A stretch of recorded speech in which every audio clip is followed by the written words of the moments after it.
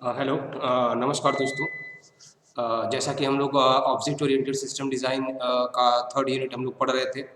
हम लोगों ने first unit second unit 2 unit हम लोग पढ़ चुके हैं।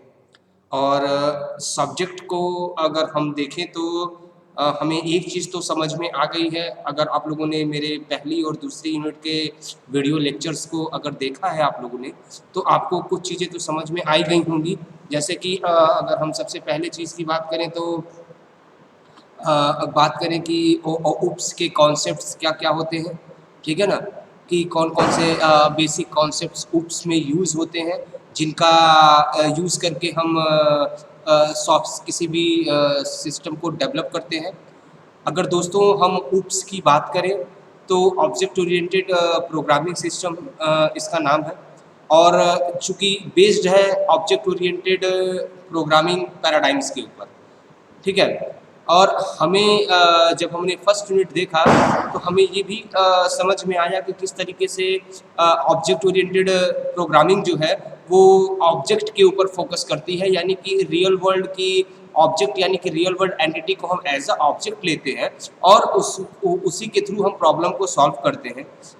इसका जो सबसे मेन जो एडवांटेज है, अगर ऑब्जेक्ट ओरिएंटेड प्रोग्रामिंग की बात करें तो हम मेन गोल पे फोकस कर सकते हैं, या फिर अगर कहीं किसी फंक्शनैलिटी में प्रॉब्लम आई है तो हम सीधे उस प्रॉब्लम पे फोकस कर सकते हैं, क्योंकि हमें पता है कि यहाँ जो कुछ भी हम यूज़ करेंगे वो थ्रू द ऑब्जेक्ट करेंगे, ठीक है ना। तो अगर किसी एक फंक्शनैलिटी में अगर कुछ प्रॉब्लम है तो मीन्स उस फंक्शनैलिटी में जो ऑब्जेक्ट्स यूज़ हो रहे हैं केवल उनको हमें एनालाइज करने की ज़रूरत होती है।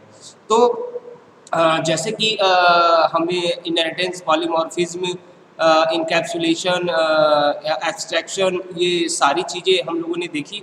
और ये भी देखा कि इनकी स्पेशलिटीज़ क्या है, इनके बीच में क्या कॉम्प्लेक्सिटी है, या फिर अगर कहें कि किस तरीके से इनको इम्प्लीमेंट किया जाएगा कोड के थ्रू, ठीक है। तो ये सारी चीज़ें हम लोगों ने फर्स्ट यूनिट में पढ़ी। सेकेंड यूनिट में जब हम लोग आए तो हम लोगों ने क्या देखा कि किस तरीके से एक अगर ऑब्जेक्ट ओरिएंटेड सिस्टम को अगर हमें डिज़ाइन करना है दोस्तों, ठीक है, तो हमें यूएमएल के कंटेंट्स की ज़रूरत होती है। यूएमएल यानी कि यूनिफाइड मॉडलिंग लैंग्वेज। और यूनिफाइड मॉडलिंग लैंग्वेज की अगर हम बात करें दोस्तों, तो हमें ये पता चलता है कि यूनिफाइड मॉडलिंग लैंग्वेज के अंदर या फिर कहें कि यूनिफाइड मॉडलिंग लैंग्वेज जो है ये एक वे है हमारी विजुअलाइजेशन को रिप्रेजेंट करने का, ठीक है। दो तरीके के डायग्राम यूएमएल के अंदर हम यूज़ कर रहे थे, एक आपका स्ट्रक्चरल डायग्राम, दूसरा आपका बिहेवियरल डायग्राम दोस्तों, ठीक है ना। तो अगर हम स्ट्रक्चरल डायग्राम की बात करें तो वो पर्टिकुलर किसी भी सिस्टम के स्ट्रक्चर को शो करता है। अगर हम बिहेवियरल डायग्राम की बात करें तो पर्टिकुलर किसी भी स्ट्रक्चर के बिहेवियर को शो करता है, ठीक है ना। अब स्ट्रक्चर को शो करने के लिए भी केवल एक डायग्राम नहीं है, कई सारे डायग्राम्स हैं जो हमने सेकेंड यूनिट में पढ़ा, ठीक है ना। Class diagram, object diagram, deployment diagram, component diagram, ठीक है ना। तो ये कई सारे डायग्राम्स हैं जिनका यूज़ हम पर्टिकुलर स्ट्रक्चर सिस्टम के स्ट्रक्चर को फाइंड करने में या लाइन आउट करने के लिए यूज़ करते हैं। ठीक उसी तरीके से अगर हम बात करें दोस्तों तो बिहेवियरल डायग्राम की बात करें तो उसमें भी कई सारे डायग्राम है, activity diagram, use case diagram, sequence diagram, time diagram. तो इनका यूज़ हम क्या करते हैं कि पर्टिकुलर किसी भी सिस्टम के बिहेवियर को एनालाइज करने के लिए करते हैं। यानी कि अगर हम कोई कॉम्प्लेक्स सॉफ्टवेयर बना रहे हैं तो हमें ये सारे के सारे डायग्राम्स के बारे में नॉलेज होना ज़रूरी है, ठीक है। और ताकि हम जब हम उसको डेवलप करें सिस्टम को, तो उससे पहले हम उसका सारा लेआउट क्रिएट कर सके। और ये जो एक ही स्ट्रक्चरल की बात करें चाहे बिहेवियरल की बात करें, तो ये जो बहुत सारे डायग्राम्स हम लोग क्रिएट कर रहे हैं दोस्तों, तो ये जो बहुत सारे डायग्राम्स हम क्रिएट करते हैं, तो ये बहुत सारे डायग्राम्स का अगर मोटो देखें तो इनका मोटो केवल एक ही है कि इस सिस्टम को सही तरीके से डेवलप करना, ठीक है ना। तो लेकिन ये जो अलग अलग डायग्राम है ये पर्टिकुलर उसी सिस्टम को अलग अलग वे से एनालाइज करने की फैसिलिटी को प्रोवाइड करते हैं, ठीक है दोस्तों। तो अगर हम देखें कि अगर हमें किसी भी सॉफ्टवेयर को डेवलप करना है दोस्तों, तो हमें कहीं ना कहीं सारे के सारे जितने भी आपके ये ऑब्जेक्ट ओरिएंटेड सिस्टम डिज़ाइन के अंदर जितने भी मॉडल आते हैं या यूएमएल के अंदर जितने भी मॉडल आते हैं, उन सारे मॉडल्स को कहीं ना कहीं हमें देखने की या समझने की ज़रूरत होती है, या फिर ये कहें कि अगर हमें कोई कॉम्प्लेक्स सॉफ्टवेयर बनाना है तो हमें सारे के सारे मॉडल को बनाना पड़ेगा और हर तरीके से या जो हम कहें कि जो ये मॉडल्स हैं ये सिस्टम को अलग अलग तरीके से एनालाइज करने की कैपेबिलिटी प्रोवाइड करते हैं। तो जब तक हम हर तरीके से डायग्राम को ड्रॉ करके और उसकी कैपेबिलिटी को नहीं फाइंड आउट करेंगे, तब तक हम क्या कहते हैं एक सही डायग्राम या सॉरी एक सही सॉफ्टवेयर नहीं डेवलप कर सकते। तो ये सारी चीज़ें हम लोगों ने सेकेंड यूनिट में देखी थी दोस्तों। हमने कल परसों से थर्ड यूनिट स्टार्ट की है, और अगर आप थर्ड यूनिट को देखें तो दोस्तों जैसा कि ऑब्जेक्ट ओरिएंटेड डिज़ाइन था, और मैंने आपको बताया था कि देखिए इसमें कुछ चीज़ें हैं। ऑब्जेक्ट ओरिएंट एनालिसिस अलग है, डिज़ाइन अलग है और प्रोग्रामिंग अलग है, ठीक है ना। तो जो मेरे कहने का मतलब क्या है कि जो मेरे कहने का मतलब क्या है कि अगर हम बात करें ऑब्जेक्ट ओरिएंटेड एनालिसिस की या ऑब्जेक्ट ओरिएंटेड डिज़ाइन की या ऑब्जेक्ट ओरिएंटेड प्रोग्रामिंग की, तो हमने ये देखा कि एनालाइजेशन मतलब क्या है कि अगर किसी चीज़ को हम डेवलप करने जा रहे हैं तो उससे पहले की जो चीज़ें हैं कि कैसे क्या चीज़ों को किस तरीके से हम अरेंज करेंगे, क्या किसका सीक्वेंस होगा, ये सारा हम पहले एनालाइज करते हैं। जब हम एनालाइज कर लेते हैं तो फिर हम ऑब्जेक्ट ओरिएंटेड डिज़ाइन के थ्रू उस एनालाइजेशन को इम्प्लीमेंट करते हैं, और जब हमारा इम्प्लीमेंटेशन डिज़ाइन के थ्रू हो जाता है देन हम उस डिज़ाइन को ऑब्जेक्ट ओरिएंटेड प्रोग्रामिंग के थ्रू इम्प्लीमेंट करने की कोशिश करते हैं, ठीक है। तो जब हमने ऑब्जेक्ट ओरिएंटेड डिज़ाइन के बारे में देखा था तो बहुत सारी चीज़ें हमें ध्यान हमने दिया था, लेकिन उसके बाद से फिर एक चीज़ आई थी डिज़ाइन ऑप्टिमाइजेशन, ठीक है ना। तो डिज़ाइन ऑप्टिमाइजेशन में जो हमने क्या देखा था कि जो मेन मोटो था डिज़ाइन ऑप्टिमाइजेशन का, वो मेन मोटो हमारा क्या था कि किस तरीके से दोस्तों डिज़ाइन ऑप्टिमाइजेशन का अगर हम मेन मोटो देखें तो जो हमारा मेन मोटो डिज़ाइन ऑप्टिमाइजेशन का था, वो ऑप्टिमाइजेशन वो डिज़ाइन ऑप्टिमाइजेशन हमें ये बताता था कि किस तरीके से अगर ऑप्टिमाइज़ मतलब क्या होता था कि चीज़ों को अच्छा करना।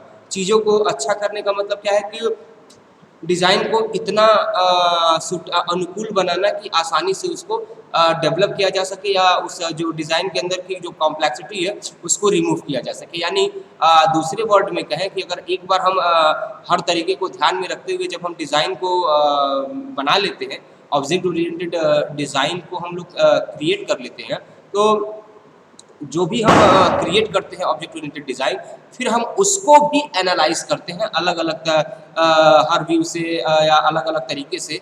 जब हम उसको ऑप्टिमाइज़ करते हैं तो फिर हमें पता चलता है, या फिर हम दोबारा से उसको एनालाइज करते हैं तो हमें जब हम जो हमने डिज़ाइन बनाया हुआ है जब दोबारा से हम लोग उसको देखते हैं तो फिर हमें ये पता चलता है कि किस तरीके से पर्टिकुलर जितने भी ये आपके जो हमने डिज़ाइन क्रिएट की है उसमें छोटी मोटी कौन सी खामियां हैं, या फिर कहाँ पे कौन से ऑब्जेक्ट की जगह किसी और ऑब्जेक्ट को रखते तो ज़्यादा बेटर काम हो सकता था, कहाँ पे क्या रिलेशन की जगह कौन सा रिलेशन रखते तो ज़्यादा अच्छा काम होता। मतलब कि कुल मिला जुला के जो हमने हमारा जो डिज़ाइन क्रिएट किया है उस डिज़ाइन के अंदर दोबारा अगर हमने उसको पूरा क्रिएट करने के बाद दोबारा जब हम उसको एनालाइज करते हैं तो हमें उसमें बहुत सारी चीज़ें दिखती हैं जो हमें ये पता है कि अगर उसको रिप्लेस करने के बाद वो चीज़ें और बेहतर हो सकती हैं, तो हम उसको रिप्लेस करके उस डिज़ाइन को और बेटर बनाते हैं ताकि हमारा सिस्टम या हमारा सॉफ्टवेयर फुल प्रूफ या फिर यूज़र की नीड को फुलफ़िल कर सके, ठीक है ना।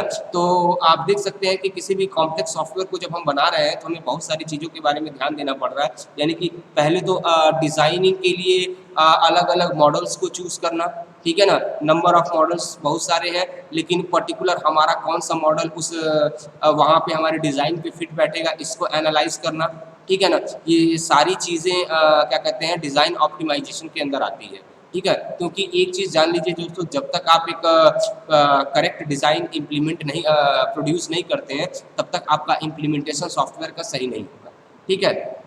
उसके बाद से दोस्तों हमने अगर आप देखें तो हमने एल्गोरिथम डिज़ाइन की भी बात की थी, और एल्गोरिथम डिज़ाइन की जब हमने बात की थी तो हमने देखा था कि किसी भी एक चीज़ को या एक ऑपरेशन को प्रोड्यूस करने के लिए बहुत सारे मैंने एक ही ऑपरेशन को परफॉर्म करने के लिए अलग अलग टाइप के एल्गोरिथम हैं, ठीक है ना। लेकिन अब उसमें हमें ये आइडेंटिफाई करना होता है कि कौन सा एल्गोरिथम हमारे मॉडल के लिए सबसे सूटेबल है, सबसे बेस्ट है, ठीक है ना। या फिर हम ये कहें कि हम अकॉर्डिंग टू सिस्टम अगर हम कोई एल्गोरिथम को डेवलप कर रहे हैं तो भी हमें बहुत सारी चीज़ों का ध्यान रखना पड़ता है कि वो एल्गोरिथम सिस्टम की कॉम्प्लेक्सिटी को, उसकी इफ़िशियंसी को या उसकी टाइम कॉस्ट को बढ़ाए ना, उसको और डिक्रीज ही करे। ठीक है ना। उसके बाद से फिर हम लोगों ने इम्प्लीमेंटेशन ऑफ कंट्रोल देखा था। ठीक है ना।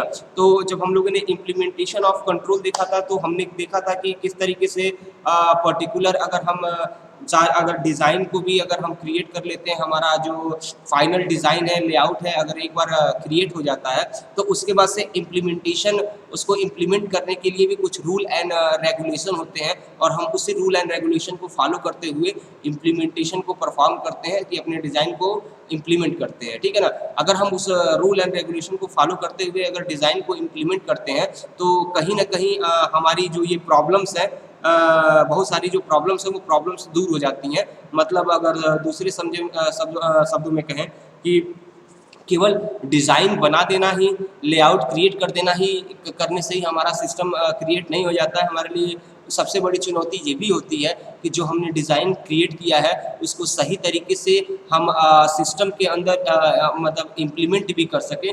क्योंकि हमने पहले भी डिस्कस किया था सेकेंड यूनिट में कि जो हम मॉडल डिज़ाइन करते हैं और जो हम इम्प्लीमेंट करते हैं उसमें ज़रूर थोड़ी ना थोड़ा डिफरेंस होता है। ठीक है ना। तो एक अच्छे प्रोग्रामर का जो मेन मोटो होता है कि वो यही होता है कि वो जो उसने मॉडल डिज़ाइन किया है और जो इम्प्लीमेंट कर रहा है उसके बीच का जो गैप है वो कम से कम हो सके। ठीक है ना। तो उसके लिए इम्प्लीमेंटेशन के कुछ रूल एंड रेगुलेशन होते हैं, जैसा कि लिखाया था, पहला लिखा था कि represent state as a location within a program, यानी प्रोग्राम के अंदर कौन सा ऑपरेशन कहाँ होगा उसको लोकेट करना, पहली चीज़ यानी स्टेट वाइज। फिर स्टेट मशीन इंजन की पर स्टेट टू स्टेट किस तरीके से प्रोसेस पास कर रहा है, और उसके बाद से कंट्रोल एंड कॉन्करेंट टास्क एक एक और इससे और उसके बाद से फिर क्या है कि अब ये सीक्वेंसिंग अगर आपको पता चलती गई है तो फिर आप एक एक कॉन्करेंट मतलब कि अलग अलग स्टेट को अलग अलग तरीके से विजुअलाइज, एनालाइज और उसको कंट्रोल कर सकते हैं। ठीक है ना। या फिर कहीं किसी पर्टिकुलर फंक्शनलिटी में प्रॉब्लम आती है तो पर्टिकुलर वो फंक्शनलिटी जिस स्टेट से रिलेट कर रही है आप वो डायरेक्ट उसी स्टेट पे जाके और वहीं पे जो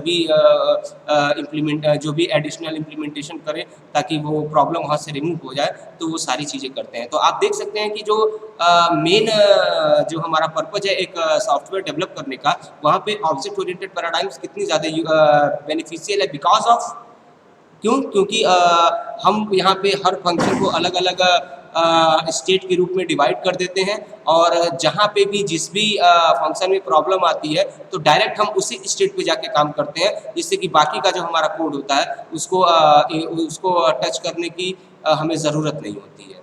तो ऑब्जेक्ट ओरिएंटेड सिस्टम डिज़ाइन के बारे में अगर हम देखें तो आप कह सकते हैं कि जो हमारा मेन मोटो था कहने का कि जैसे जावा के थ्रू अगर हम कोई भी प्रोग्रामिंग कर रहे हैं दोस्तों, ठीक है ना, तो हम अगर कोई सॉफ्टवेयर डेवलप कर रहे हैं, ठीक है, तो हमारा जो सब्जेक्ट है ऑब्जेक्ट ओरिएंटेड डिज़ाइन का वो यही बताता है कि आपको जावा आ रही है तो आप किस तरीके से उसका यूज़ करके किसी भी सॉफ्टवेयर को डेवलप करेंगे, या फिर अगर आप कोई कॉम्प्लेक्स सॉफ्टवेयर बना रहे हैं तो किस तरीक़ों से किस वे से आप उसको इम्प्लीमेंट करेंगे ताकि आपका इम्प्लीमेंटेशन सही हो।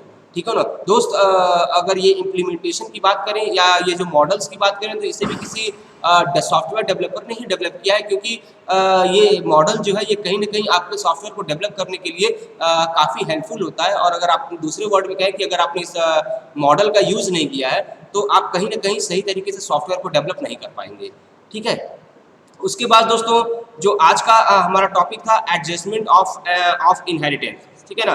तो दोस्तों अगर हम बात करें एडजस्टमेंट ऑफ इनहेरिटेंस, तो आपको पता है कि किस तरीके से इनहेरिटेंस का एडजस्टमेंट किया जाए। ये पर्टिकुलर टॉपिक यही कहता है कि किस तरीके से इनहेरिटेंस का हम एडजस्टमेंट करें। तो जैसे देखिए यहाँ पे लिखा हुआ है कि as you know in object oriented analysis and design the term inheritance define a relationship among class.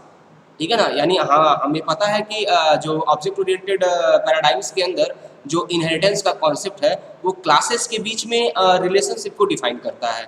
ठीक है, wherein one class share the structure और behaviour define in one or more class, यानी कि एक class जो है share करता है अपना स्ट्रक्चर या अपना बिहेवियर एक से ज़्यादा क्लासेस, ठीक है।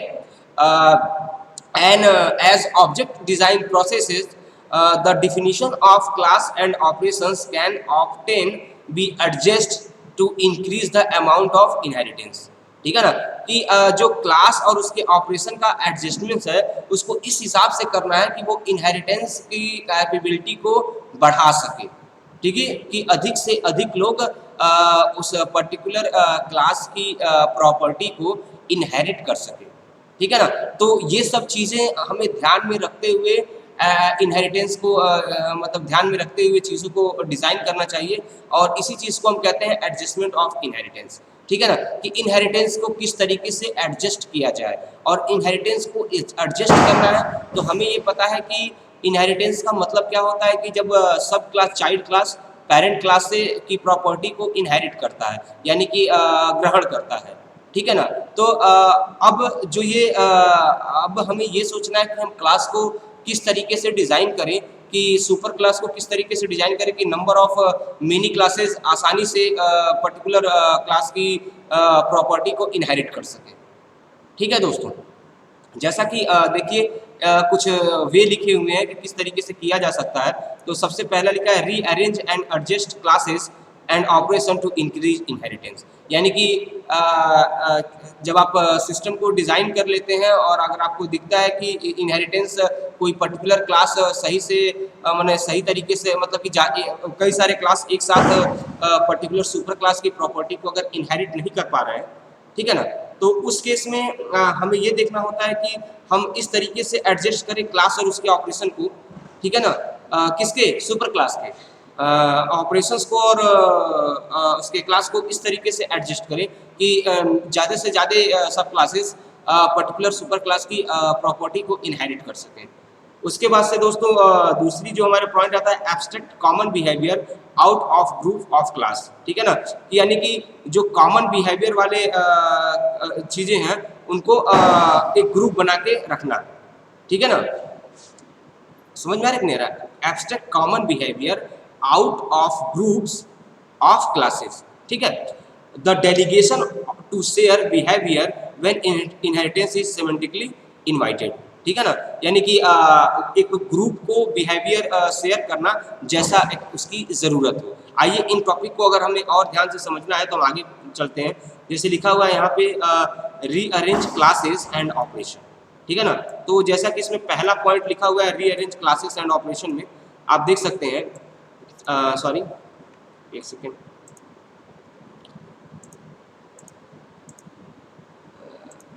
हाँ, तो जैसा कि देख सकते हैं आप लिखा है sometimes the same operation is defined across several classes, यानी सेम ऑपरेशन सेवरल क्लासेस में डिफाइन किया है and can easily be inherited from a common and centres, ठीक है, but more often operations is different classes are similar but not identical, ठीक है, by slighting modifying the definitions of the operation or the class, the operations can often be made to match so that they can be covered by a single inherited operations. The following kind of adjustment can be used to increase the chance of inheritance, ठीक है। तो कहने का मतलब क्या है कि अगर एक ही जैसे कई सारे मतलब एक ही सेम टाइप का फंक्शन कई सारे क्लासेस में है, तो अगर इनहेरिट करने की बारी आती है तो वहाँ पे थोड़ा सा वो कॉम्प्लेक्सिटी क्रिएट होती है, ठीक है ना, कि एक ही फंक्शन को अलग अलग क्लास में डिफाइन किया गया है, तो हम उसको इस तरीके से क्लास और ऑपरेशन को इस तरीके से रीअरेंज करें कि वो जो पर्टिकुलर फंक्शनलिटी है वो एक ही जगह पे हो, ताकि हर कोई जितने भी सब क्लास है वहीं से उसको इनहेरिट करे, ठीक है ना। अगर वो कॉम्प्लेक्सिटी अगर हम कहें कि एक से ज़्यादा क्लासेस में अगर हर जगह पे पर्टिकुलर वो चीज़ें रहेंगी, जैसे कहने का मतलब क्या है कि हर क्लास में अगर वो फंक्शनैलिटीज़ है तो इनहेरिट करते समय पर्टिकुलर को थोड़ा सा कन्फ्यूजन हो सकता है कि किस जगह से वो उसको इनहेरिट करें, ठीक है ना। क्योंकि आपने पता है कि हमने इनहेरिटेंस के टाइप्स पढ़े हुए हैं और आपको पता है कि उसमें कई सारे इनहेरिटेंस होते हैं, multiple inheritance, multi level inheritance, hybrid inheritance, ठीक है ना। तो ये सारी सिचुएशन इसमें अगर इसमें आप देखते हैं कि एक से ज़्यादा क्लास एक पर्टिकुलर सुपर क्लास की प्रॉपर्टी को इनहेरिट करते हैं, ठीक है ना। या फिर अगर हम बात करें कि एक सब क्लास एक से ज़्यादा सुपर क्लास की प्रॉपर्टी को इनहेरिट कर सकता है, ठीक है ना। तो अगर सबके पास एक, मान लीजिए दोनों के दोनों क्लासेस के पास जैसे कि, एक मिनट अगर मैं आपको बताऊं, तो हमने देखा था मल्टीपल इनहेरिटेंस। तो सपोज कीजिए ये एक क्लास है और एक क्लास ये आपका बी है, ठीक है। अब यहाँ से अगर हम बात करें तो एक और क्लास है जो चाइल्ड क्लास है, जिसको हमने किससे डिनोट किया है, सी से। अब सपोज कीजिए यहाँ पे भी एक फंक्शनैलिटी है F1 और यहाँ पे भी एक फंक्शनैलिटी है F1 जो कि सेम है, ठीक है ना, जो कि क्या है, आपकी सेम है। तो अगर इस कंडीशन की ये F1 की अगर हम बात करें तो ये F1 भी सेम है और ये F1 भी सेम है। अब इस पर्टिकुलर C को अगर यहाँ से F1 की फंक्शनैलिटी को इनहेरिट करने की ज़रूरत पड़ रही है दोस्तों, तो अब यहाँ पे एक क्वेश्चन आता है कि ये इस वाले इससे क्लास से इनहेरिट करेगा कि इस वाले क्लास से इनहेरिट करेगा। तो इससे क्या होता है कि कहीं ना कहीं थोड़ी सी कॉम्प्लेक्सिटी जो है वो क्रिएट होती है। तो ऐसा ना हो, इसके लिए हम ऑपरेशन और क्लास और ऑपरेशन को इस तरीके से अरेंज करते हैं कि हम इनहेरिटेंस को आसानी से एक्सेस कर सकें। देखिए कॉमन बिहेवियर एब्स्ट्रैक्ट, ठीक है ना। तो देखिए जैसा कि इसमें लिखा हुआ है कि let us describe abstraction. Abstraction means to focus on the essential inherit aspects of an entity and ignore its accidental properties, ठीक है ना। In other words, if a set of operations and or attributes seem to be repeated in two classes, there is a scope of applying inheritance, ठीक है ना। It is possible that the two classes are really specialized variations of the something when viewed at a higher level of an abstraction, ठीक है ना। when देखिए आप यहाँ नीचे भी देखिए क्या लिखा हुआ है कि when common behavior has been recognized, a common superclass can be created that implement the shared features, ठीक है। मैंने वही कहने का मतलब है कि कॉमन बिहेवियर को एक जगह पे एक क्लास में रखें, ठीक है ना, ताकि आसानी से उसका यूज हो सके। अलग अलग क्लास में अगर कॉमन बिहेवियर को अगर अलग अलग क्लास में होगा तो वहाँ पे कंफ्यूजन क्रिएट होगा कि पर्टिकुलर हम किस तरीके से प्रॉब्लम को सॉल्व करें या किस क्लास की प्रॉपर्टी को इनहेरिट करें, ठीक है ना। तो आप जानते हैं कि हमें क्लास और अगर इनहेरिटेंस को एडजस्ट करना है तो हमें बहुत सारे पॉइंट्स को अपने दिमाग में रखना होगा, ठीक है। नंबर ऑफ फंक्शनैलिटीज़ को अलग अलग जगह पे न रख के, सेम फंक्शनैलिटी को अलग अलग क्लास में न क्रिएट करके, हमें ये कोशिश करना है कि सारी फंक्शनैलिटी को एक क्लास के अंदर रखें, ताकि जिसको भी वो फंक्शनैलिटी यूज़ करनी हो तो वो कंफ्यूज ना हो, सीधे उस क्लास के अंदर जाके वहाँ से उस प्रॉपर्टी को इनहेरिट कर सके, ठीक है ना। अगला लिखा हुआ है uses delegation to share implementation, ठीक है ना। तो जैसा कि लिखा हुआ है as you know inheritance means the sharing of to the behavior of a superclass by its subclass. Let us see how delegation could be used for this purpose. Before we use a delegation, let us try to understand the actual delegation can do, ठीक है ना। तो जैसा कि हमें पता है कि इनहेरिटेंस में क्या होता है कि सुपर क्लास की प्रॉपर्टी को इनहेरिट करता है, तो वहाँ पे जो डेलीगेशन का काम है, देखिए यहाँ पे नीचे डिस्क्राइब किया गया है कि डेलीगेशन का काम क्या है।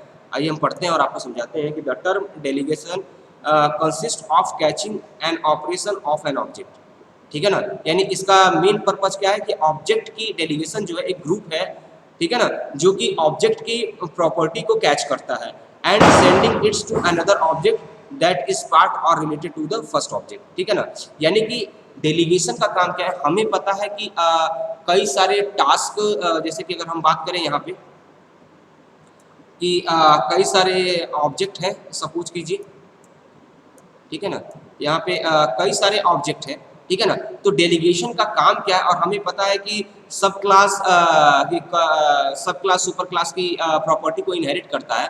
तो अब ये सारी चीज़ें तब होगी जब कोई इवेंट ऑकर होगा, ठीक है ना। तो डेलीगेशन का जो मेन काम क्या है कि अगर ये ऑब्जेक्ट से अगर कोई एक मैसेज पास हुआ, ठीक है ना, तो ये पर्टिकुलर मैसेज अब इतने सारे ऑब्जेक्ट हैं तो किस ऑब्जेक्ट के पास जाएगा, ठीक है ना। तो ये सपोज कीजिए अब इसको इस पर्टिकुलर के पास जाएगा, जैसे ये मैसेज यहाँ पे जाएगा तो इसका इस ऑब्जेक्ट का प्रोसेस जो है वो स्टार्ट हो जाएगा और फिर यहाँ से भी एक मैसेज क्रिएट होगा और वो फिर किसी और ऑब्जेक्ट के पास जाएगा, ठीक है ना। तो ये जो सारे कि कौन से ऑब्जेक्ट से मैसेज निकलेगा, वो फिर पर्टिकुलर किस ऑब्जेक्ट के पास जाएगा, ठीक है ना, तो ये सारी चीजें एक डेलीगेशन होता है जो कि आइडेंटिफाई करता है, ठीक है ना। एक ग्रुप ऑफ इंस्ट्रक्शंस होता है जो कि आइडेंटिफाई करता है और फॉरवर्ड करता है कि कौन सा मैसेज, कौन सा ऑब्जेक्ट कौन सा ऑपरेशन परफॉर्म कर रहा है, और उसके बाद से फिर वो जो अगला मैसेज जो वो पास कर रहा है फिर वो पर्टिकुलर किस ऑब्जेक्ट के पास जा रहा है, ठीक है ना। इन दिस जैसा कि यहाँ लिखा हुआ है, in this process only meaningful operation are delegated to the second objects, यानी कि अगर एक ऑब्जेक्ट के अंदर कई सारे ऑपरेशंस परफॉर्म है यूज हो रहे हैं तो कौन सा operation particular at a time पे ट्रिगर होगा और उसके थ्रू कौन सा मैसेज जाएगा जो कि दूसरे ऑब्जेक्ट के किसी पर्टिकुलर एक फंक्शनलिटी को ट्रिगर करेगा, ठीक है ना। तो ये सारी चीजें डेलीगेशन के थ्रू हम कर सकते हैं। And it is true that inheritance is a mechanism for implementing generalization, ठीक है। हमें पता है कि इनहेरिटेंस जो है वो जनरलाइजेशन के कॉन्सेप्ट को इम्प्लीमेंट करता है, मतलब किस तरीके से सब क्लास सुपर क्लास के साथ रिलेशन में। हमने रिलेशनशिप का जब हमने सेकेंड यूनिट में पढ़ा था तो आपको पता था कि क्लासेस के बीच में जो रिलेशनशिप स्टैब्लिश होता है वो भी अलग अलग टाइप से होता है, जैसे कि एसोसिएशन, जनरलाइजेशन, एग्रीगेशन, ठीक है ना। तो जनरलाइजेशन का मतलब तो आपको स्पष्ट समझ में आ ही गया होगा, मैंने पहले भी आपको पढ़ा चुके हैं कि किस तरीके से सब क्लास का रिलेशन जब सुपर क्लास के साथ होता है तो उस रिलेशन को जो हम डिफाइन करते हैं तो उसे हम जनरलाइजेशन कहते हैं, ठीक है दोस्तों। उसके बाद से दोस्तों अगर हम बात करें तो ठीक है ना, but sharing of behaviour is justifiable only when a true generalization relationship occur, that it only when it can be said that the subclass is a form of the superclass, ठीक है ना। यानी कहने का मतलब क्या, जनरलाइजेशन तभी occur होगा जब सही तरीके से पेरेंट और चाइल्ड क्लास को क्रिएट किया जाए। तो कुल मिला जुला के अगर डेलीगेशंस के बारे में, शेयर इम्प्लीमेंटेशन के बारे में बात करें तो use delegation to share implementation, तो डेलीगेशन का यूज मोस्टली है क्या कि किस तरीके से ऑब्जेक्ट ऑपरेशन परफॉर्म करेगा, पर्टिकुलर कौन सी फंक्शनलिटी परफॉर्म करेगा और वो मैसेज फिर किस दूसरे ऑब्जेक्ट के पास जाएगा और फिर उस ऑब्जेक्ट के अंदर कौन सी फंक्शनलिटी वर्क करेगी, ठीक है ना। तो ये सारी चीज़ें हम माने कि डेलीगेशन का यूज़ करके कर सकते हैं, ठीक है दोस्तों। तो होप सो आपको समझ में आ गया होगा कि इनहेरिटेंस को किस तरीके से एडजस्ट किया जाता है, और आप देख सकते हैं कि कुल मिला के सबका मोटो ये है कि आप कितने अच्छे तरीके से हर फंक्शनलिटी को इम्प्लीमेंट करें ताकि सिस्टम जो है स्मूथली रन करे।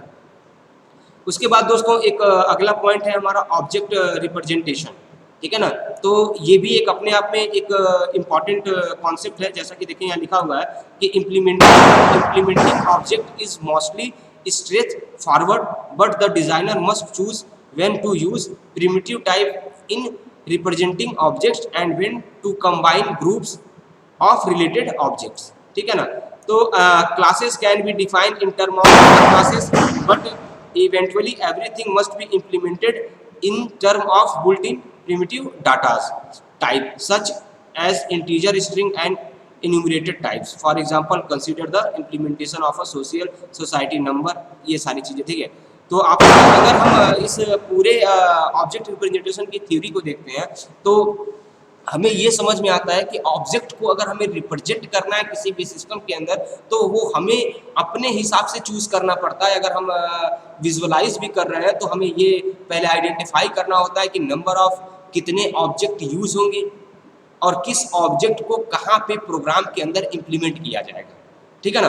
तो ये सारी चीज़ों को अगर हम डिस्कस करना चाहें या फिर हम सोचें तभी या फिर जब तक एनालाइज नहीं करेंगे तब तक हम इन चीज़ों को मेंटेन नहीं कर पाएंगे, ठीक है। जैसे कि आप यहाँ पे देखिए कि अलग अलग तरीके से ऑब्जेक्ट को जैसे कि एम्प्लॉई अगर एक अलग अलग तरीके से ऑब्जेक्ट को किस तरीके मतलब कि अरेंज किया गया है, उसके रिलेशन को अरेंज किया, जैसे alternative representation of N attribute. तो जैसे कि ये एक एम्प्लॉय एक ऑब्जेक्ट है, तो देखिए इसका अल्टरनेटिव एसएसएन नंबर हो सकता है, वो इंटीजर होगा, ठीक है ना। एसएसएन नंबर हो सकता है, वो स्ट्रिंग भी हो सकता है, ठीक है ना। तो ऑब्जेक्ट को किस तरीके से रिप्रेजेंट करना है, कैसे किस सिचुएशन में उसकी कौन सी फंक्शनैलिटी का यूज करना है, ठीक है ना। आप एक तरीके से देख लीजिए तो हम ये भी कह सकते हैं कि सिंपल एक ऑब्जेक्ट के अंदर हम अलग अलग फंक्शनैलिटी को यूज कर सकते हैं। जैसे कि क्या है कि यहाँ पे देखिए एम्प्लॉय लिखा है, तो एक एम्प्लॉय में इंटीजर एसएस नंबर भी जा सकता है और स्ट्रिंग एसएस नंबर भी जा सकता है, ठीक है ना। तो जैसे देखिए लिखा in a similar the object designer decide whether to combine group of related object और नॉट, ठीक है। तो कुल मिला जुला के अगर हम मेन कंक्लूजन अगर हम देखने की कोशिश करें, तो मेन कंक्लूजन तो हमारा यही है कि ऑब्जेक्ट रिप्रेजेंटेशन का मतलब क्या होता है कि अब अगर आपके सिस्टम को अगर किसी फंक्शनलिटी आपके सिस्टम को अगर आपको डिज़ाइन करना है, तो आपको पहले ये विजुअलाइज करना होगा कि नंबर ऑफ ऑब्जेक्ट्स कितने होंगे, ठीक है ना। जब एक बार आपने ये आइडेंटिफाई कर लिया कि नंबर ऑफ ऑब्जेक्ट्स कितने होंगे, तो फिर आपका जो दूसरा स्टेप होता है वो ये होता है कि अब पर्टिकुलर हर ऑब्जेक्ट जो आपने डिसाइड किया है कि इतने नंबर ऑफ ऑब्जेक्ट्स होंगे, तो वो कहाँ कहाँ पे पूरी प्रोग्रामिंग के अंदर रिप्रेजेंट किए जाएंगे, ठीक है ना। कहाँ पे किस तरीके से अगर एक ही ऑब्जेक्ट के अंदर दो अलग अलग फंक्शनलिटी को हमें ऐड करना है, तो कहाँ पे हमें दो फंक्शनलिटी को ऐड करना है, कहाँ पे हमें सिंगल फंक्शनलिटी को ऐड करना है, ठीक है ना। तो ये जो सारा विजुअलाइजेशन होता है, ये सब ऑब्जेक्ट रिप्रेजेंटेशन के अंदर आता है दोस्तों, ठीक है। तो होप सो आप लोगों को आज का लेक्चर समझ में आया होगा, ऑब्जेक्ट रिप्रेजेंटेशन एंड क्या कहते हैं इनहेरिटेंस एडजस्टमेंट, ठीक है ना। तो दोनों का मेन पर्पज क्या है कि इनहेरिटेंस को इस तरीके से आप एडजस्ट करें और ऑब्जेक्ट को इस तरीके से रिप्रेजेंट करें कि पर्टिकुलर जो हमारा सिस्टम है उसकी functionality according to user need लाई करें, ओके। ठीक है दोस्तों, तो आज के लिए इतना ही, थैंक यू वेरी मच।